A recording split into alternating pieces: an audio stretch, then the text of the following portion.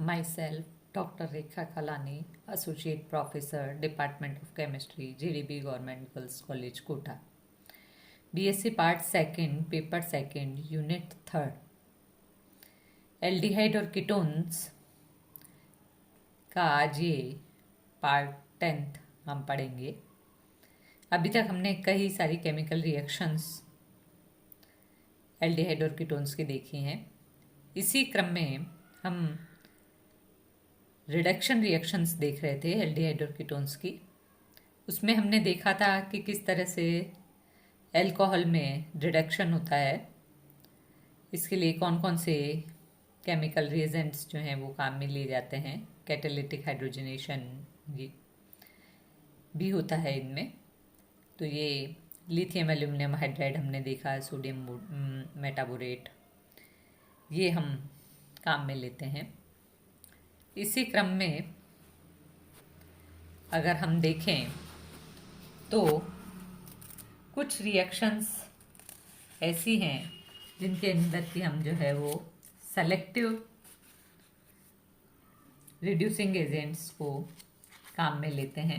ये selective reduction क्या होता है? अल्फा बीटा अनसैचुरेटेड एल्डिहाइड्स का रिडक्शन जब हम लिथियम एल्यूमिनियम हाइड्राइड से कराते हैं तो डबल बॉन्ड का भी रिडक्शन हो जाता है, लेकिन सोडियम मेटाबोरेट NaBH4 से अगर हम करवाते हैं तो उसके अंदर रिडक्शन डबल बॉन्ड का नहीं होता है। तो ये हम देखें एग्जाम्पल, जैसे हमने देखा कि सिनेमल्डिहाइड जो है, ये सिनेमल्डिहाइड लिथियम एल्यूमिनियम हाइड्राइड के साथ में रिएक्शन करके 3 फेनिल प्रोपेनॉल का फॉर्मेशन करते हैं। इसी तरह से सोडियम मेटाबोरेट के साथ में रिएक्शन करके ये सिनेमॉयल अल्कोहल का फॉर्मेशन ये करते हैं। C6H5 CH double bond CH CH2OH। इसी तरह से अगर हम क्रोटोनेल्डिहाइड का करवाते हैं रिडक्शन लिथियम एल्यूमिनियम हाइड्राइड के प्रेजेंस के अंदर, तो ये ब्यूटिल अल्कोहल के अंदर चेंज हो जाता है। सोडियम मेटाबोरेट के साथ में जब इसका हम रिएक्शन करवाते हैं तो क्रोटोनाइल अल्कोहल इससे बनता है CH3CH double bond CH CH2OH। जो हमारा एल्डिहाइडिक ग्रुप है वो CH2OH ग्रुप के अंदर चेंज हो जाता है।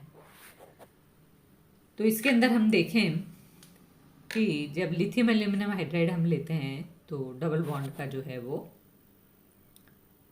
रिडक्शन हो जाता है, जबकि अगर हम सोडियम मेटाबोरेट लेंगे तो इसमें डबल बॉन्ड का रिडक्शन नहीं होता है, डबल बॉन्ड अपनी ही पोजीशन पे लगा रहता है।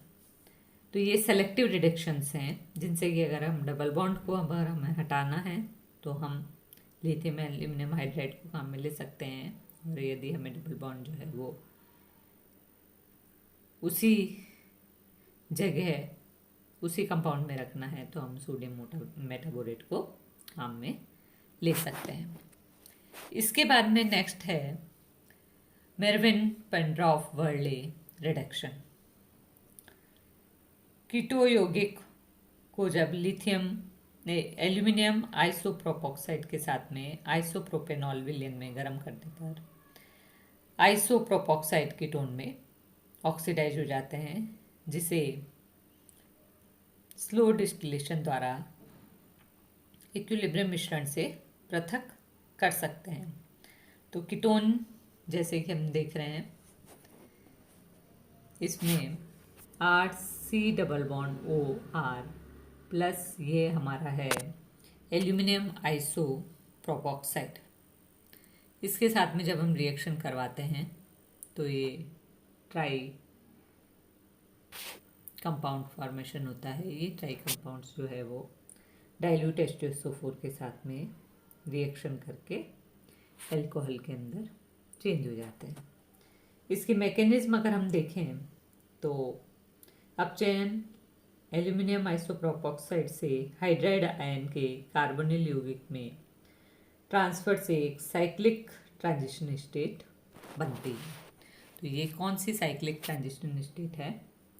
जो हमारा एल्यूमिनियम आइसोप्रोपॉक्साइड का हाइड्रोजन जो है वो निकलता है और कार्बोनिल कंपाउंड के ऑक्सीजन के साथ में बॉन्ड बना लेता है और ये एक साइक्लिक ट्रांजिशन स्टेट जो है वो हमें मिलती है। ये साइक्लिक ट्रांजिशन स्टेट जो है वो रिवर्सिबल होगी और फिर एसिड के प्रेजेंस के अंदर ये एल्कोहल के अंदर चेंज हो जाता है। तो ये एल्कोहल के अंदर इसमें चेंज हो जाता है।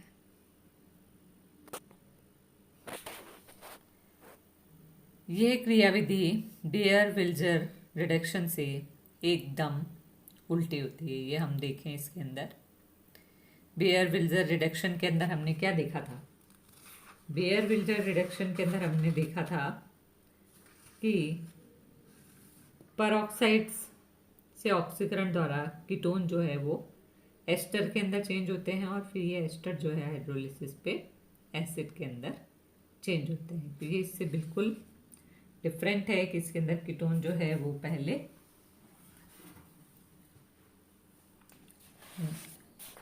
इसके अंदर कीटोन जो है वो अल्कोहल्स के अंदर चेंज होते हैं। हाइड्रोकार्बन में रिडक्शन हम देखें, रिडक्शन टू हाइड्रोकार्बन, कार्बोनिल यौगिकों का अपचयन हाइड्रोकार्बन में करने हेतु दो मेथड्स हैं। फर्स्ट है क्लीमेंसन रिडक्शन। ये बहुत पुरानी मेथड है।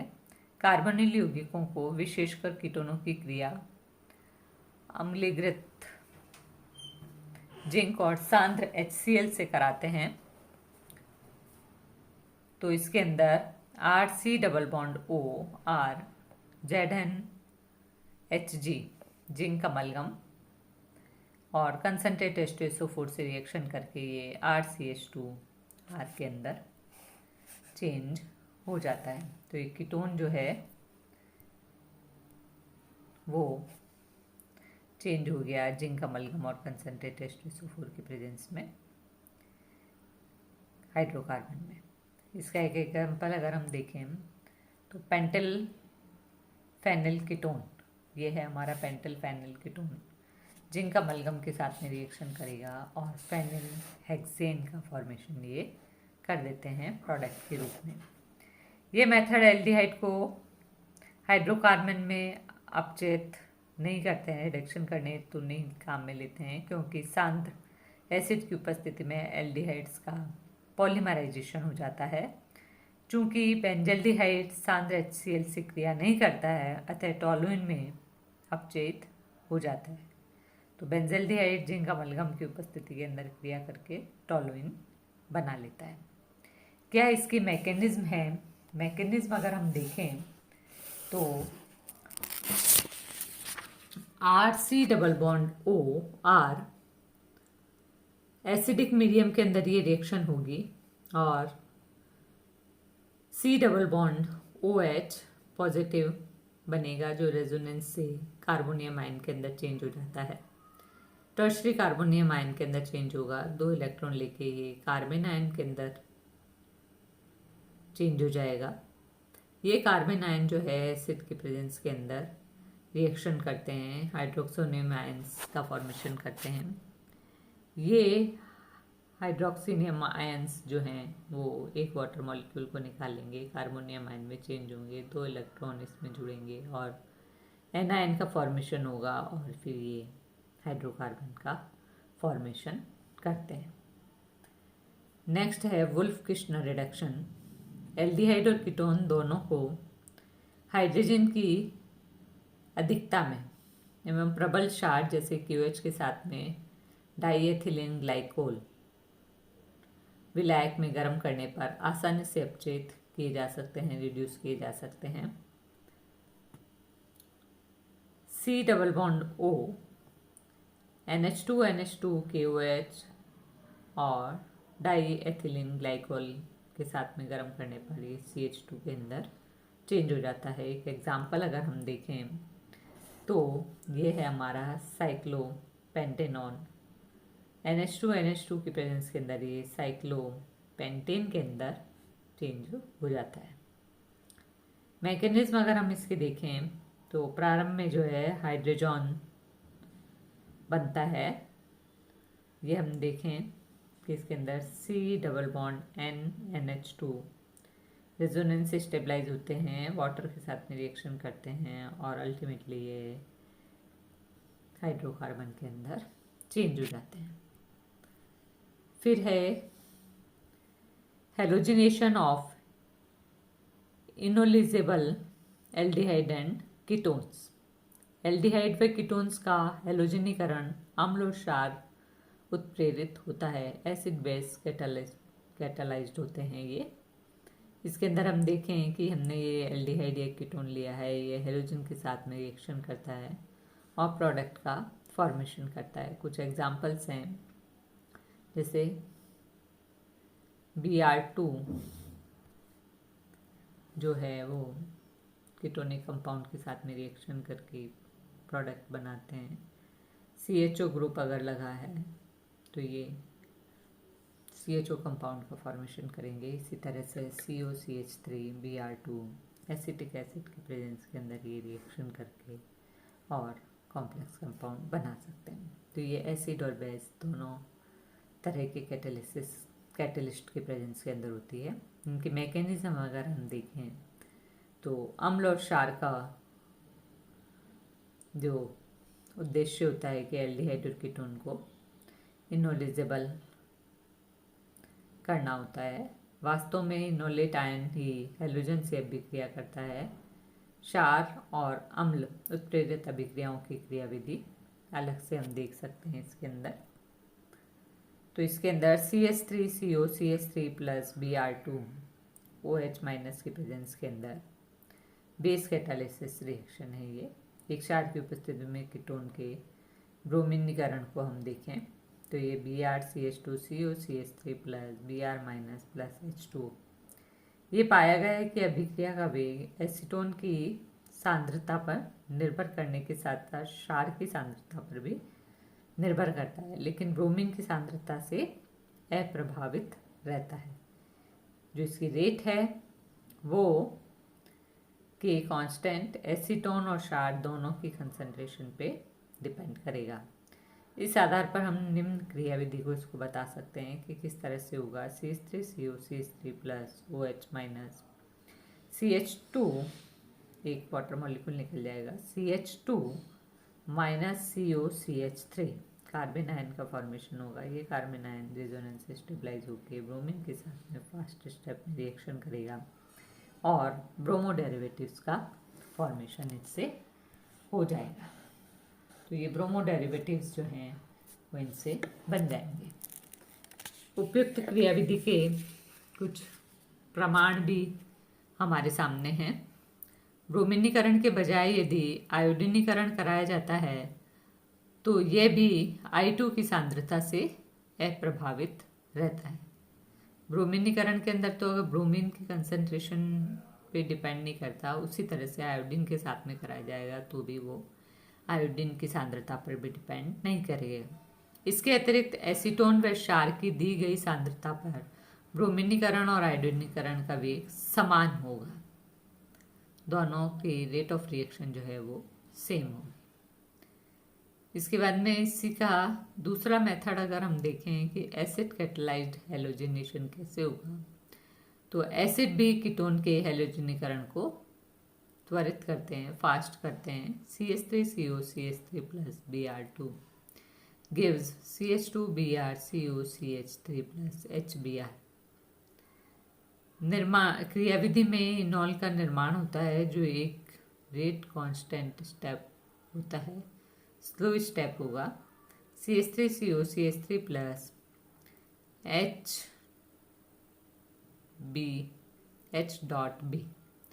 फास्ट स्टेप होगा। कार्बोनियम आयन का फॉर्मेशन होगा। ये कार्बोनियम आयन जो है स्लो स्टेप में B माइनस के साथ में रिएक्शन करेंगे और रेट डिटर्मिनिंग स्टेप को बनाएंगे। स्लो रिएक्शन होगी और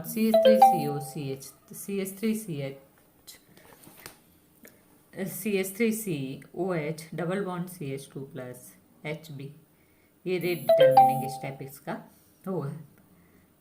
इसके बाद में जो है इसका CH3C double bond CH3 OH minus plus Br2, ये कार्बोनियम आयन का फॉर्मेशन करेंगे। ये कार्बोनियम आयन जो है वो हमारे कीटोन के अंदर, ब्रोमो कीटोन्स के अंदर हेलो कीटोन्स में चेंज हो जाते हैं। तो इस तरह से जो है वो एसिड कैटालिसिस अभिक्रिया में मोनो हेलोजनीकृत उत्पादों को पृथक करना संभव होता है, क्योंकि दूसरे हेलोजन का प्रवेश प्रथम की तुलना में कम गति से होता है। बेस कैटालाइज्ड अभिक्रिया में प्रत्येक हेलोजन के जुड़ने के अभिक्रिया की गति बढ़ जाती है। ये केवल वह उत्पाद प्राप्त होते हैं जिससे सभी अल्फा हाइड्रोजन विस्थापित हो चुके होते हैं। तो ये मैकेनिज्म है एसिड और बेस कैटालिसिस की, कि किस तरह से एसिड और बेस कैटालिसिस कैटालाइज्ड रिएक्शंस जो हैं वो होती हैं। तो ये हमने देखा कि किस तरह से एल्डिहाइड और कीटोन्स जो हैं रिडक्शन पे और एसिड बेस कैटालिसिस रिएक्शंस किस तरह से देते हैं, कौन कौन से इनसे जो है वो रिएक्शंस होंगी, हेलोजिनेशन रिएक्शंस होंगी।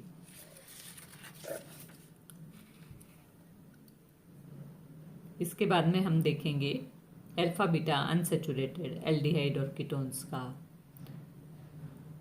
क्या होते हैं, क्या जनरल प्रॉपर्टीज़ हैं इनकी, क्या फिजिकल प्रॉपर्टीज़ हैं, क्या केमिकल रिएक्शंस हैं, ये सब हम देखेंगे नेक्स्ट लेक्चर में। Thank you.